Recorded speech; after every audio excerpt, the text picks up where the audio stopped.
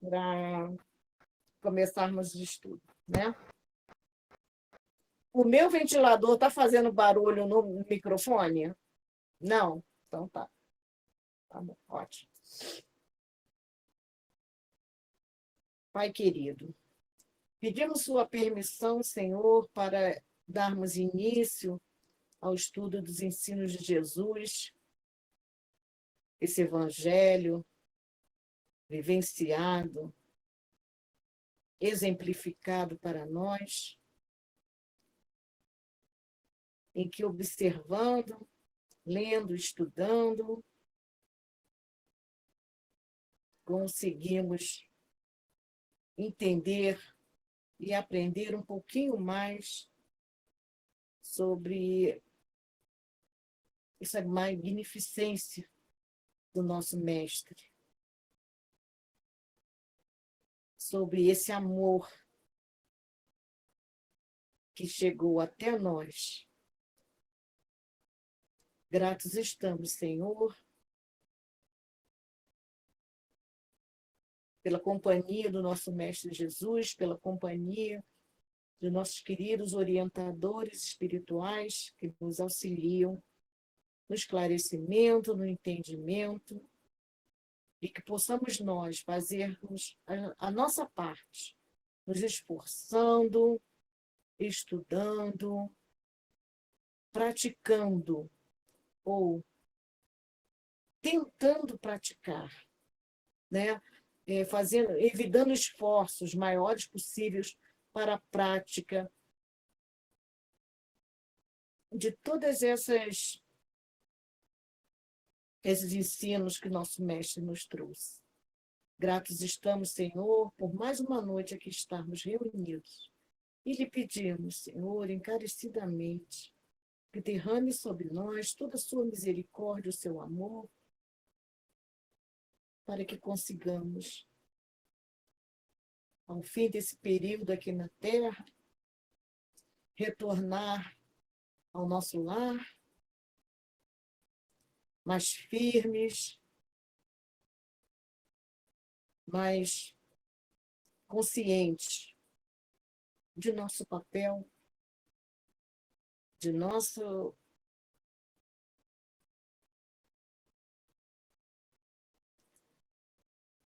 caminho e de nossas questões a desempenhar neste planeta, perante esta humanidade, a esses nossos irmãos.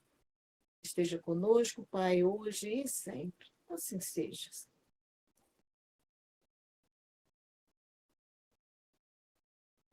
Então, hoje, nós voltaremos, né? Nós estamos estudando a segunda parte do livro Parábolas e Ensinos de Jesus, que são os ensinos. Estamos estudando a pedra rejeitada. Então, hoje é dia 20 de janeiro de 2022, é a segunda parte desse estudo, da pedra rejeitada. Nós voltaremos ao primeiro parágrafo, que diz assim, onde Carribar Schutel nos fala da seguinte forma: a revelação é a base fundamental da religião. Toda moral, toda filosofia, toda ciência tem por base a revelação. Ela é o fundamento de todo o progresso. É a pedra inamovível sobre a qual se ergue o edifício da verdade que abriga a humanidade. Infelizmente, assim não têm entendido os homens que se constituíram guias dos povos, pastores de almas, os dirigentes da opinião pública de todos os tempos. Todos esses edificadores de sistemas filosóficos, religiosos e científicos têm posto de lado a pedra sobre a qual se arrima a verdadeira construção. Por isso vemos a ciência sem ideal, a filosofia sem lógica, e a religião sem provas, sem razão e sem sentimento, agitando a humanidade num desvairamento tão acentuado que se pode contar o número daqueles que procuram orientar-se pela bússola da verdadeira vida. Daí a resolução divina em colocar a pedra rejeitada como cabeça de esquina, e os que nela tropeçam são esmagados. Paramos aí a leitura do texto na semana passada, e hoje nós continuaremos, e eu vou pedir a participação de vocês, tá? Ideína, você pode ler 2 parágrafos, por favor? Se examinarmos a história e o seguinte, que é a história sagrada. Aí você para aí na superstição, tá bom? Tá. Se examinarmos a história, veremos sábios e doutos de todos os campos reduzidos a zero pelo poder irrepreensível da revelação. Ainda mesmo os que se julgavam intangíveis, as forças que esse poder encerra, tiveram de ceder. Deus sabe como as injunções superiores, pagando até com a vida o tributo que lhe deviam.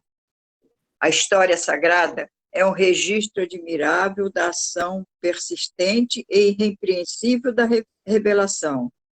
Ora, são os gênios, os espíritos protetores do nosso mundo, que, utilizando-se da revelação, nos guiam na íngreme estrada da evolução.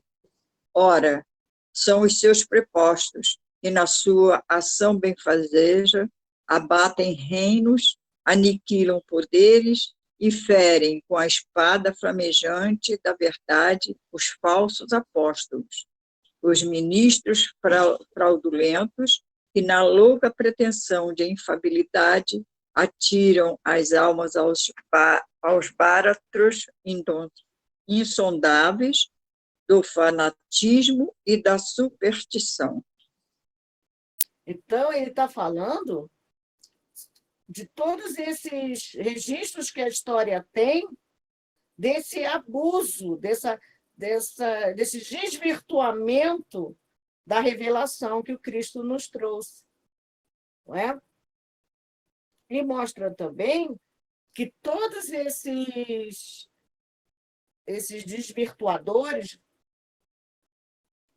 tiveram fim, foram cerceados, né? Porque eles não estavam com a verdade, eles estavam deturpando a verdade, não é isso? E o fanatismo, as superstições, todas elas são desmanchadas, desmontadas como pela verdade. Tá? Então, Carmen, por favor, leia do Exemplifiquemos até dente por dente, olho por olho, por favor. Exemplifiquemos. Na infância da humanidade, Abraão recebe a revelação da unidade de Deus e do seu poder sobre o universo todo. Foi a primeira revelação. Nenhum mandamento, nenhum preceito foi estabelecido nesta manifestação. Mais tarde, os prepostos divinos baixam ao Sinai e Moisés recebe o Decálogo, que, além de referendar a manifestação abraâmica, prescreve deveres necessários aos povos daquela época. Simples em sua clareza, claro em sua manifestação, o espírito do Sinai estabeleceu os 10 preceitos, as bases da moral social, que prepararia as gentes para um novo surto às regiões esclarecidas da espiritualidade. Infelizmente, como sói acontecer em todas as manifestações do alto, a má interpretação humana mesclando-se ao pensamento divino, desnaturou o Decálogo, transformando-o num código draconiano, onde quase se prescreve o dente por dente, o olho por olho. Você poderia comentar esse pedacinho para a gente? Eu acho esse texto bem, muito cheio de metáfora, muito cheio de figuras, né? Então, é exatamente aquilo que você estava comentando, né? Aqui desde o começo, a questão dos sábios, dos doutos, de desvirtuarem a mensagem da revelação, né? Eu penso que, ao longo da história, isso tem se apresentado, e, como você disse, o tempo acaba fazendo com que a verdade ela permaneça, né? E essas contradições acabam indo por água abaixo, né? E a verdade permanece. É assim que eu vejo. A necessidade dos homens de desvirtuar, de fazer com que as revelações atendesse a uma preferência individual, preferência de um grupo, e eu acho que isso tudo vai por água abaixo, e a verdadeira revelação, a verdade permanece, como até hoje a gente vê. Estamos aqui em nome dessa verdade. É isso aí. Obrigada, Carmen. Ana Brito, você pode ler para a gente, desse parágrafo aí, mais a verdade primitiva até deturpadores da lei?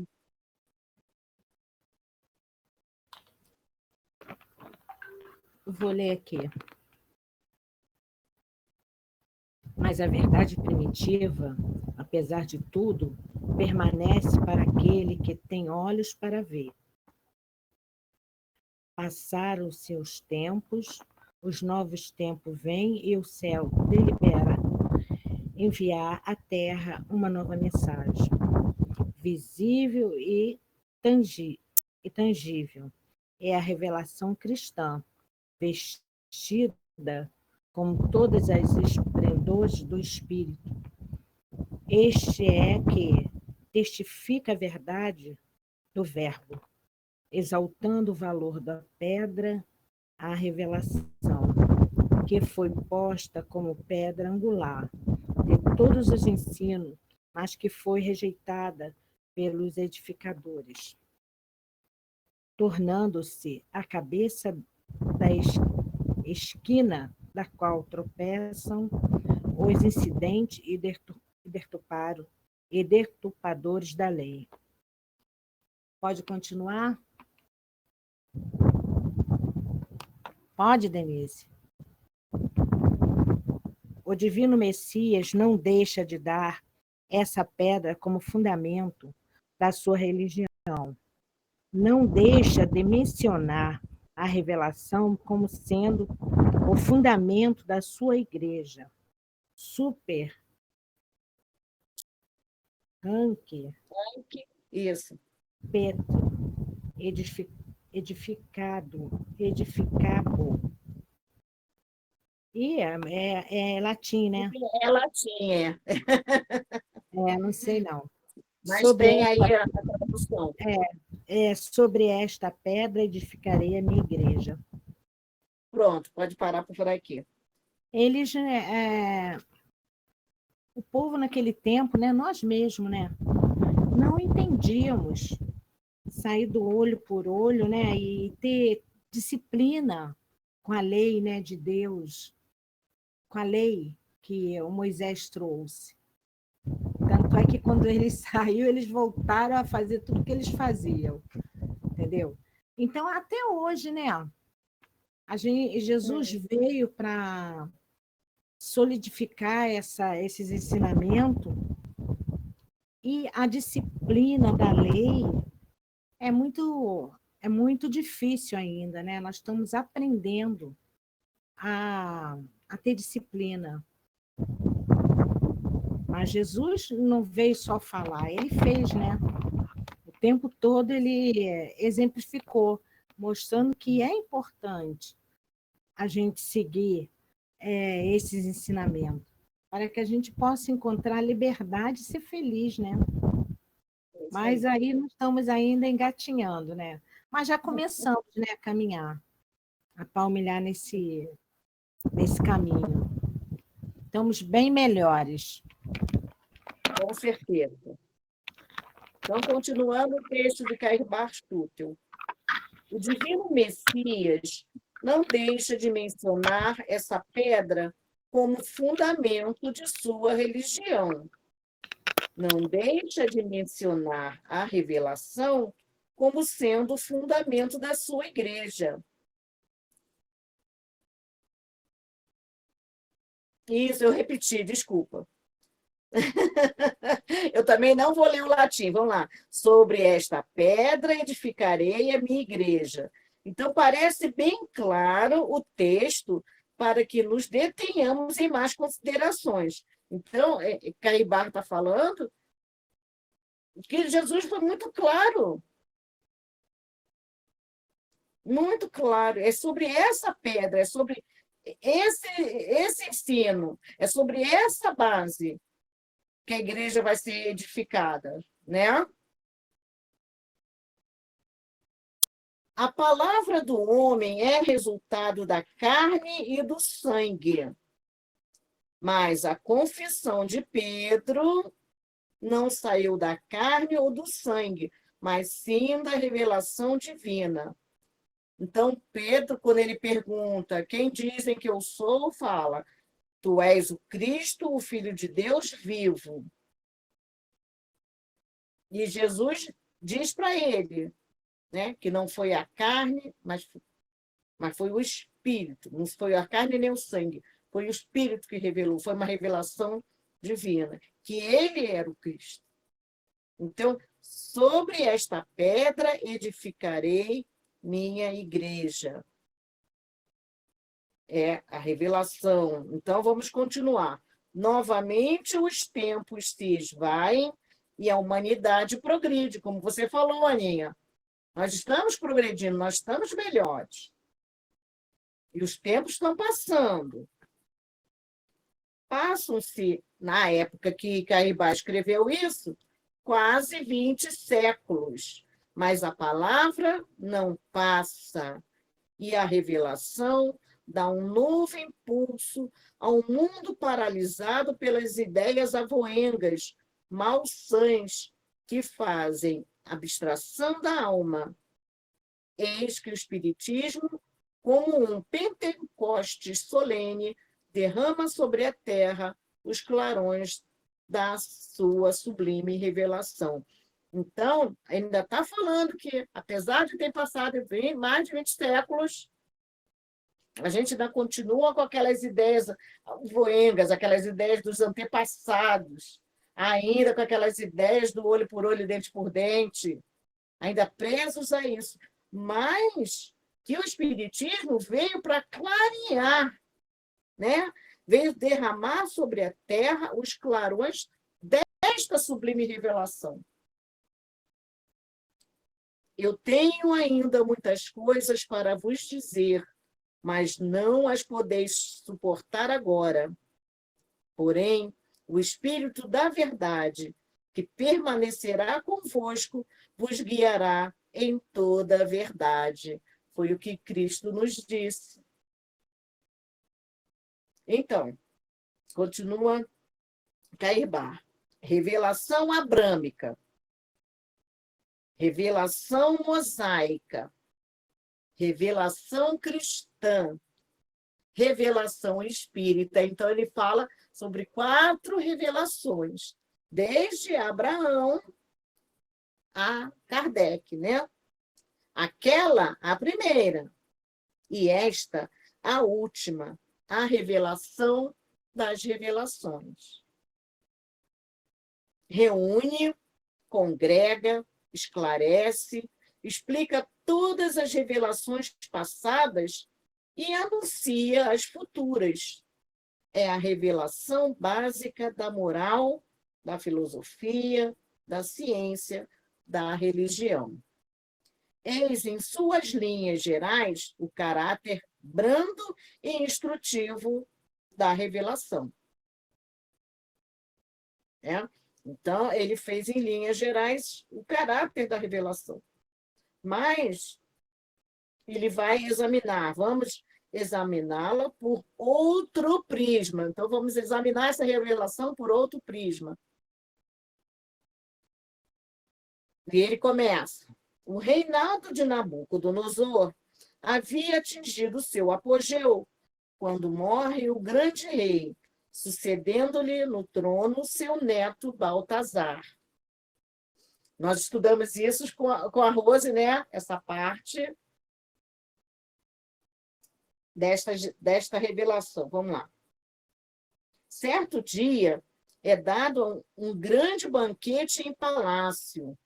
Homens e mulheres da sua corte, convivas, faziam brindes com esses vasos deixados por Nabucodonosor, quando uma mão fluídica aparece próxima à parede. O rei treme de pavor. Seu corpo tirita de assombro, mas a mão, movida por força indômita, escreve: Mane Tessel Pares. É a pedra cortada sem mão, a qual feriu a estátua nos pés de ferro e de barro e os esmiuçou. Então, a gente lembra desse fenômeno, né? Da escrita direta. É isso, Rose? Me auxilia se eu estiver falando bobagem, aí me ajuda, Rose e Carmen. Que foi a revelação, né? Porque aquele tempo, aquele reinado, aquele império, era um império de destruição, de mau uso, de tudo, de abusos, né? Não é mau uso, de abusos. Império de abusos. E até pisotear as coisas sagradas, né? As coisas divinas, eles pisotearam. E ele teve ali a revelação, que foi a revelação de um sonho, não é isso que ele queria? Saber a significação daquele sonho. Então, continuemos. É a revelação, aguilhão terrível contra o orgulho e a vaidade, que veio por termo a um reinado improfícuo, porque era um reinado de abusos com os próprios judeus, né, que eram seus escravos, né? Eram abusos de toda sorte com o povo que estava oprimido, sendo oprimido.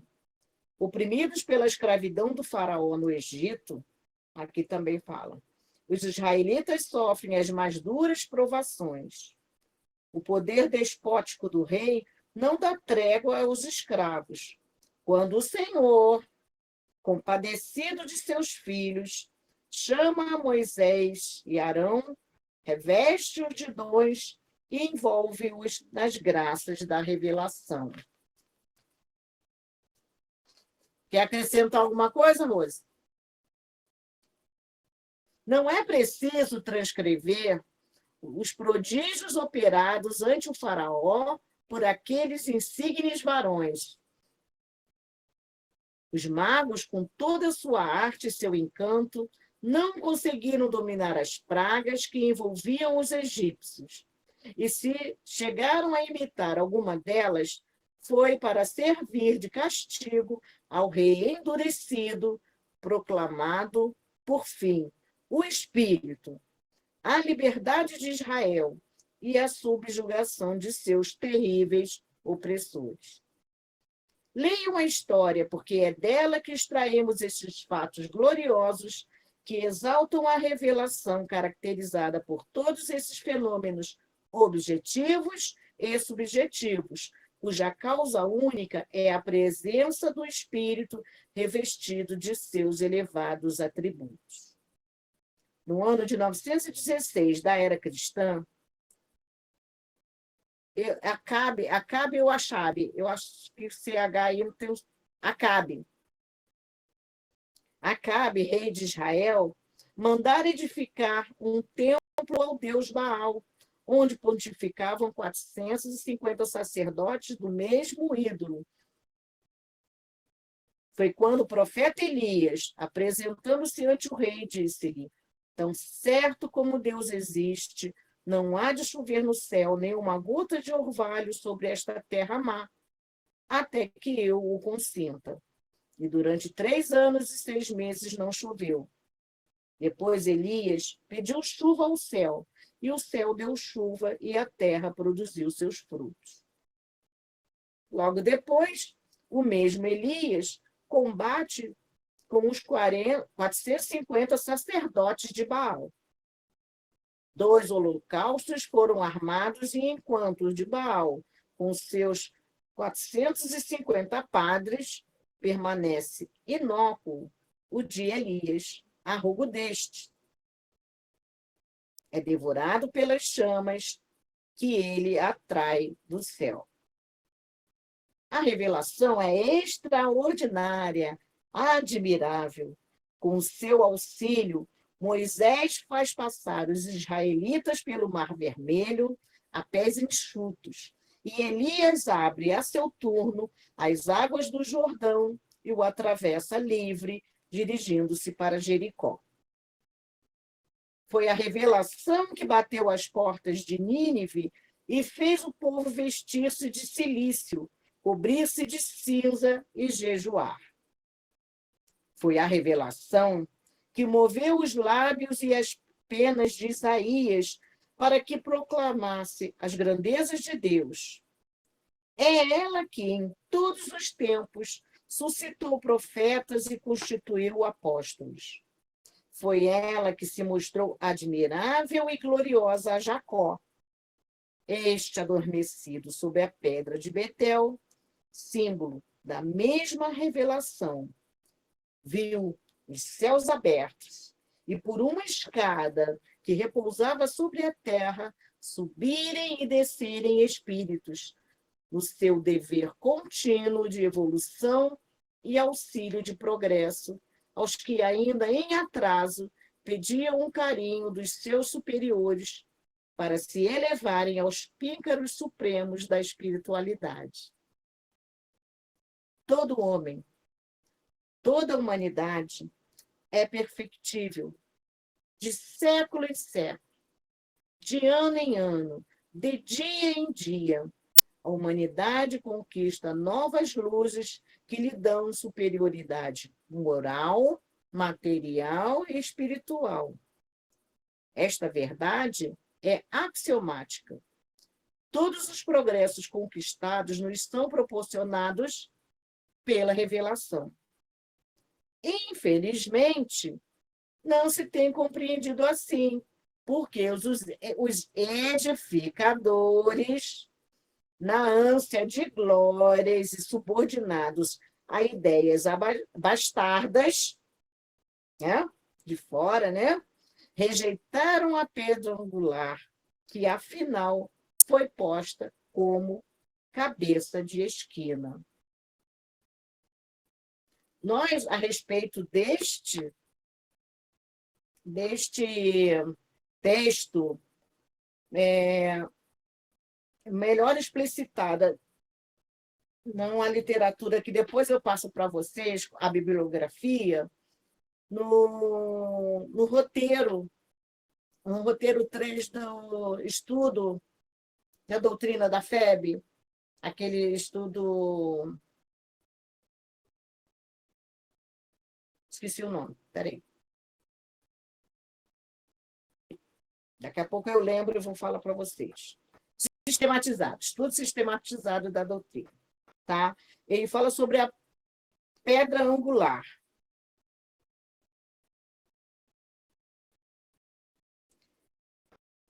Você tem o estudo aí? Você tem estudo aí? Eu tenho Você tem esse estudo? Tenho em PDF. Ah, é? Se a gente coloca o que? A pedra angular? É assim que coloca? Isso. Pedra angular, isso. Então, vamos lá. Vamos, voltando à reflexão do texto todo, vamos realizar uma análise espírita dessas palavras do Cristo. O céu e a terra passarão, mas as minhas palavras não hão de passar. Mateus 24, 35. Bom, as ideias principais. O objetivo da religião é conduzir a Deus o homem, né? Logo, toda religião que não torna melhor o homem não alcança o seu objetivo. Allan Kardec. No Evangelho segundo o Espiritismo, capítulo 8, item 10. A palavra de Jesus se tornou a pedra angular, isto é, a pedra de consolidação do novo edifício da fé, erguido sobre as ruínas do antigo. Ainda Allan Kardec, na Gênese, capítulo 17, item 28. As palavras de Jesus não passarão, porque serão verdadeiras em todos os tempos. Será eterno seu código de moral, porque consagra as condições do bem que conduz o homem ao seu destino eterno. Denise, na Gênese está onde? Capítulo 17, item 28. E o Evangelho é 8, item 10. É. Então, ele retira somente esses trechos, tá? Será eterno o seu código de moral, porque consagra as condições do bem que conduz o homem ao seu destino eterno. Também Allan Kardec. Bom, diz-lhe Jesus: nunca lestes nas Escrituras a pedra que os edificadores rejeitaram? Essa foi posta por cabeça do ângulo pelo Senhor. Foi feito, e isto é maravilhoso aos nossos olhos. E também a citação de Cairbar no início. Portanto, eu vos digo que o reino de Deus vos será tirado e será dado a uma nação que dê os seus frutos. E quem cair sobre esta pedra, despedaçar-se-á, e aquele sobre quem ela cair ficará reduzido a pó. Aí tem a citação de Mateus. Novamente, Mateus, em capítulo 24, 35. O céu e a terra passarão, mas as minhas palavras não hão de passar. Então, nesses dois textos de Mateus, esses dois textos nos informam sobre a perenidade da mensagem cristã, né? Que não irá passar. Que é a pedra angular, o marco estruturador da religião e da moralidade humanas. Todavia, algumas reflexões se impõem à altura do nosso processo evolutivo, uma vez que o cristianismo se encontra entre nós há mais de 2000 anos. Mas terão suas palavras chegadas até nós puras de toda ganga e de falsas interpretações? Apreenderam nos espíritos todas as seitas cristãs? Nenhuma as terá desviado do verdadeiro sentido em consequência dos preconceitos e da ignorância das leis da natureza? Então, ele vai fazendo várias questões, né? Para colocar, para conduzir o nosso raciocínio. Nenhuma as transformou em instrumento de dominação para servir às suas ambições e aos seus interesses materiais, em degrau, não para se elevar ao céu, mas para elevar-se na terra. Terão todas as religiões adotado como regra de proceder a prática das virtudes, prática da qual fez Jesus condição expressa de salvação?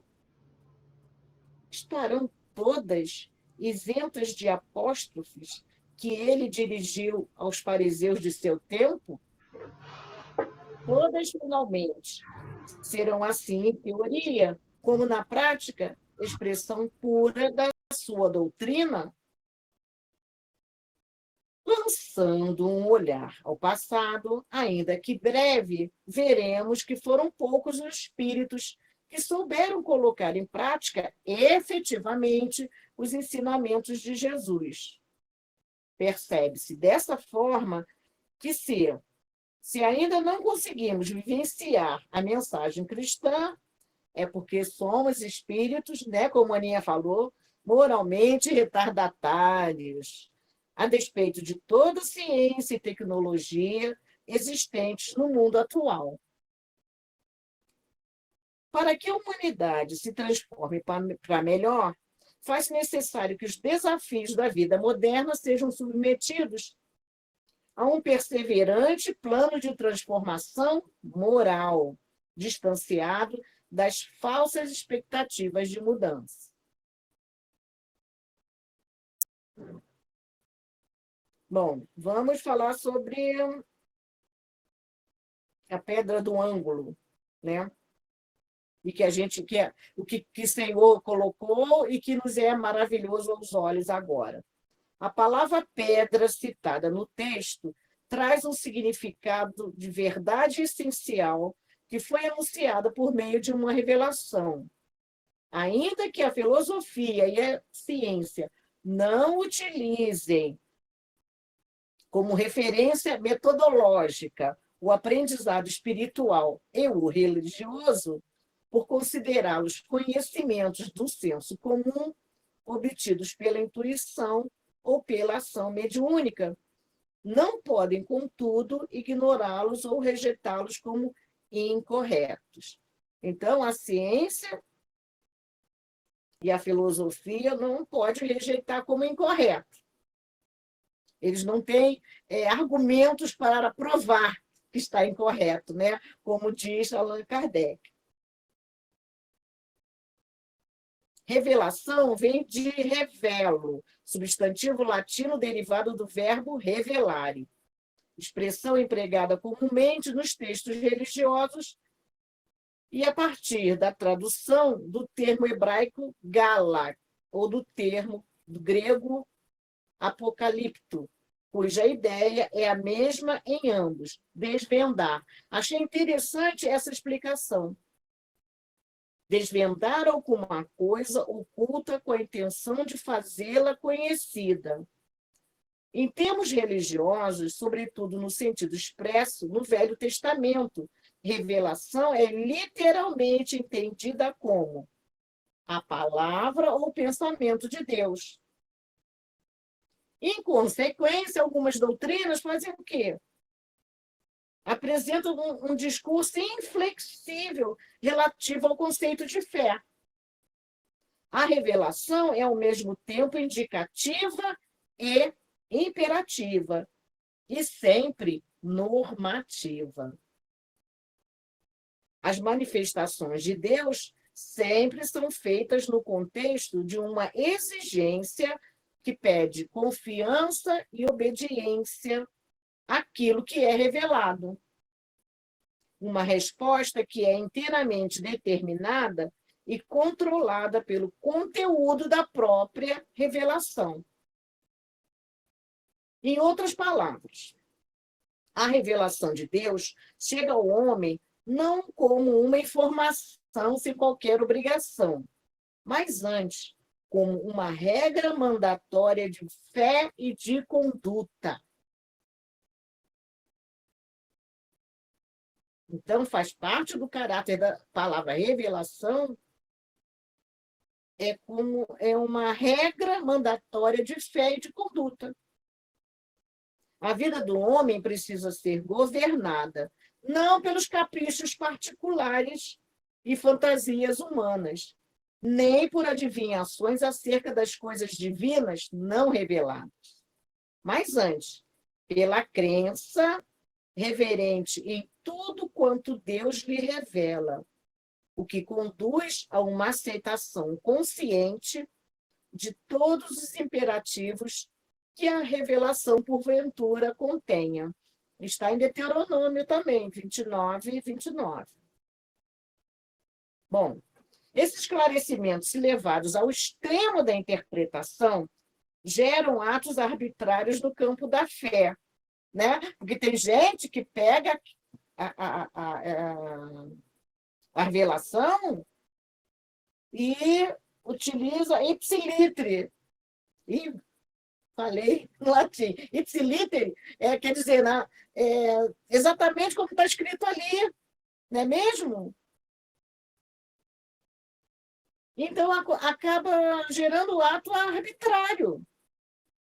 Então, representam também como pomo da discórdia entre as concepções científicas e filosóficas. Porque é ao pé da letra, né?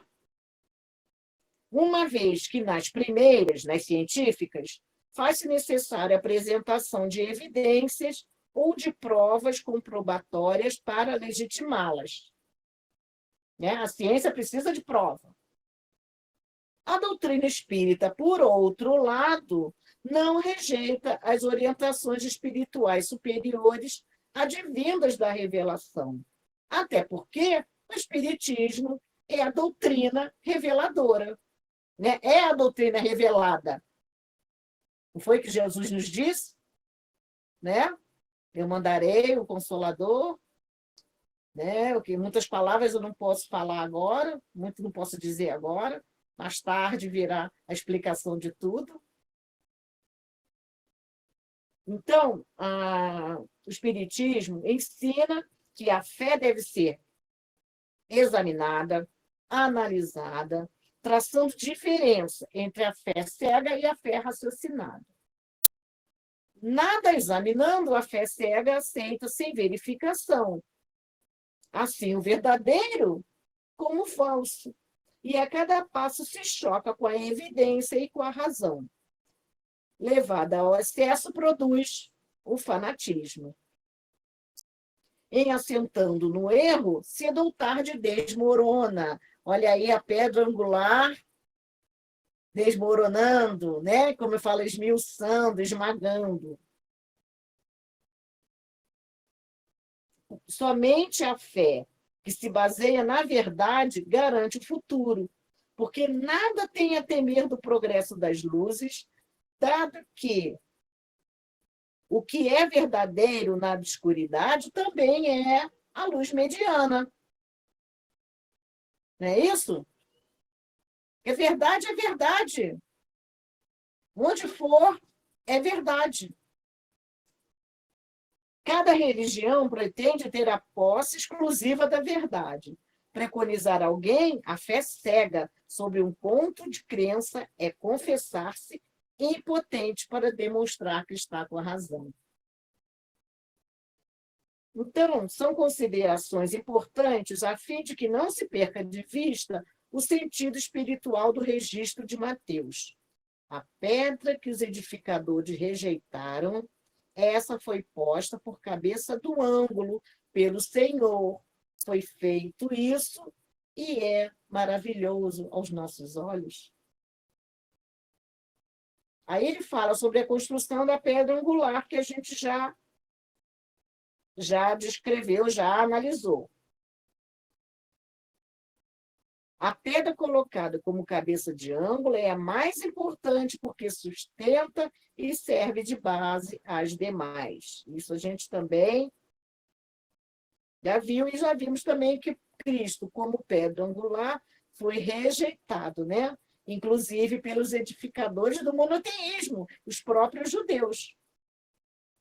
E aqui nesse texto ele fala também sobre essa passagem do povo judeu, da pátria do Evangelho, sair de um povo para o outro povo, do povo judeu para o povo brasileiro. Então, ele faz uma explanação sobre isso. Bom, a história relata que os judeus também não aceitarem Jesus como o Messias aguardado. Além de não aceitarem Jesus como o Messias aguardado, desprezaram-no, perseguiram-no e o crucificaram. Mesmo no seio da igreja cristã, os ensinamentos do mestre foram deturpados. Verificou-se o mesmo com a doutrina moral do Cristo, que acabou por ser atirada para segundo plano, donde resulta que muitos cristãos, a exemplo dos antigos judeus, consideram mais garantida a salvação por meio das práticas exteriores do que pelas práticas moral, do que da moral. Aí ele diz que o objetivo da religião é conduzir a Deus o homem. Ora, este não chega a Deus senão quando se torna perfeito. Logo, toda religião que não torna melhor o homem não alcança seu objetivo. Toda aquela em que o homem julgue poder apoiar-se para fazer o mal, ou é falsa, ou está falseada em seu princípio, né? Diz Kardec, não é isso? Tal resultado que dão as em que a forma sobreleva ao fundo. Nula é a crença na eficácia dos sinais exteriores, se não obsta a que se cometam assassínios, adultérios, espoliações, que se levantem calúnias, que se causam danos ao próximo, seja no que for. Então, as semelhantes religiões fazem supersticiosos, hipócritas, fanáticos, não, porém, homens de bem. Bom, aqui é a parte que ele fala sobre Brasil, a pátria do Evangelho, e ele diz também que se a gente não tiver, se a gente falhar também nessa missão, com certeza essa missão será passada para outro povo. Porque a revelação de Jesus é justamente de que nós chegaremos ao mundo de perfeição. A terra será, né, perfeita. Então, se um povo não conseguir, vai passar para outro. Como foi com Kardec. Se Kardec não conseguisse passar o Consolador, né, trazer o Consolador, outro espírito traria. Então, qual é a revelação dela? Que nós seremos perfeitos. Não é isso? E que nós chegaremos ao reino dos céus.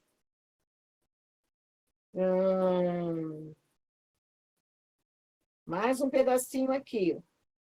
Depois eu passo, se vocês quiserem, porque o texto é longo. Se vocês quiserem, eu passo depois o texto para vocês, por WhatsApp, porque eu fiz uma cópia do texto. Ou, se quiser, todo o estudo sistematizado, me fala que aí eu envio o PDF também. Tá bom? Não é só entrar na FEB para pegar? Não é assim? Eu nunca fiz isso. Entra na FEB e você acha... Não, eu fiz a pesquisa do texto de Cair Barra, isso, do livro de Cair Barra. Na pesquisa do livro, tem várias fontes, né, de estudo. Aí, uma dessas fontes é esse no sistematizado. Tá bom. Obrigada, Deus. Tá bom? Nada. Aí ele fala aqui sobre Humberto de Campos, dos outros povos. Bom. Vamos falar sobre o céu e a terra passarão, mas as minhas palavras não hão de passar, que esta outra profecia de Jesus complementa as ideias anteriores. Ora, se o evangelho é a pedra angular necessária à construção do novo edifício da fé, deverá ser aceito, eu acho muito importante essa parte, estudado e compreendido por todos os povos do planeta. Com o triunfo do Evangelho, a humanidade regenerada do futuro será governada pela prática da lei de amor, ainda que se mantenham as características individuais e coletivas de manifestação da fé. Ocorrerá, inclusive, a esperada aliança entre a ciência e a religião. As palavras de Jesus não passarão porque serão verdadeiras em todos os tempos. Será eterno o seu código de moral, porque consagra as condições, o bem que conduz o homem ao seu destino eterno. Sendo uma só e única a verdade, ela não pode achar-se contida em afirmações contrárias. E Jesus não pretendeu imprimir duplo sentido às suas palavras. Ele foi claro, né? Ele nunca deu duplo sentido. Nós é que fizemos interpretações equivocadas. Se, pois, as diferentes seitas se contradizem, se umas consideram verdadeiro o que outras condenam como heresias, impossível é que estejam todas com a verdade. Se todas houvessem apreendido o sentido verdadeiro do ensino evangélico, todas se teriam encontrado no mesmo terreno e não existiriam seitas. O que não passará é o verdadeiro sentido das palavras de Jesus. O que passará é o que os homens construíram sob sentido falso que deram a essas mesmas palavras. Tendo por missão transmitir aos homens o pensamento de Deus, somente a sua doutrina, em toda a pureza, pode exprimir esse pensamento.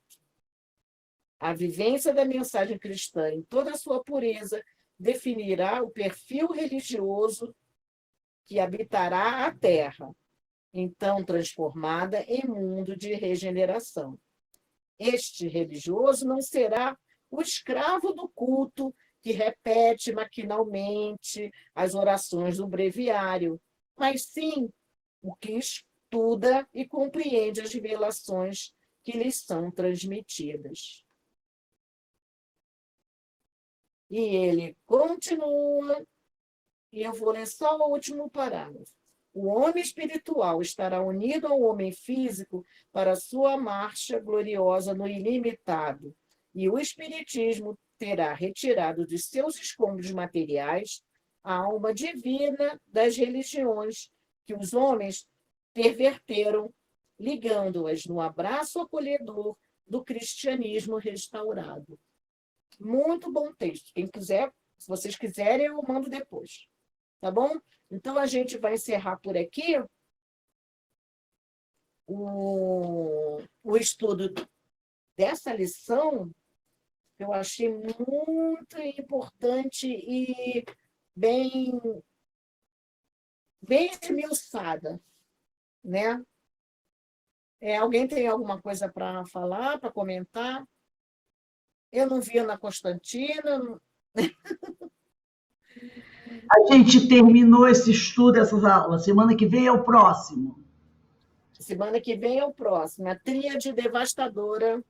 Tudo bem. Ai, de vós que negligenciais os preceitos da lei. Tudo bem. Ok, gente? Então, vamos fazer a prece. Alguém quer fazer a prece de encerramento do estudo? Eu posso fazer. Ok.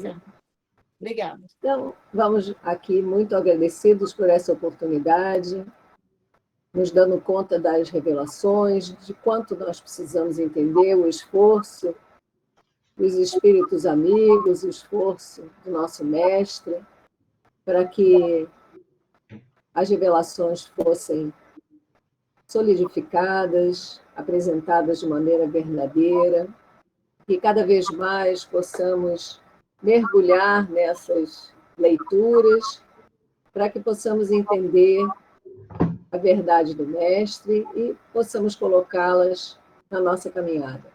Que Jesus abençoe a todos nós aqui presentes, dos dois planos da vida, e muito agradecidos por essa oportunidade. Graças a Deus. Graças a Deus. Ideína, você vai participar da palestra? Você pode fazer a leitura do Prepare a Prece para a gente, de abertura? Liga teu microfone. Qual é o preparo? Não, o livro que você tiver aí. Você escolhe um livro. Eu tenho todos, tem Pão Nosso, Fonte Viva, As Vinhas de Luz, Sabedoria, Caminho, Verdade e Vida, eu tenho todos. Minuto de Sabedoria. E, menina, esse eu acho que eu tenho, mas eu não sei onde que ele está. Livrinho de mensagem, mensagenzinhas curtas. Mensagens curtas, Caminho, Verdade e Vida, tem mensagens curtas. Deixa eu ver aqui. Não, Fonte Viva não, né? Fonte Viva é longa. Ó, esses livrinhos assim pequenininhos. Ah, não! Esses livrinhos que eu tinha, doei tudo para você. Você não tem nenhum aí? Não. Escolhe uma mensagem que não seja muito grande para fazer assim a leitura do preparo e faz a prece para a gente, tá bom? Você faz a escolha. Tá. É sempre bom. Esse livrinho, eu ia até falar com vocês. No caso da Carmen, ela tem um pequenininho, ânimo, né, Carmen? Isso. Mas esse Coragem, Minuto de Sabedoria, é bom assim ter um desses pequenininhos de mensagem para a gente fazer o preparo, que é curtinho. Caramba, até tinha. Mas... legal, gente. Então vamos dar uma paradinha aí. Quando for 19h40, a gente retorna, tá bom? Aí você escolhe uma ideia para você e fazer a mensagem, a leitura para a gente. Um beijão. Denise, eu mandei um zap para você, dá uma olhadinha.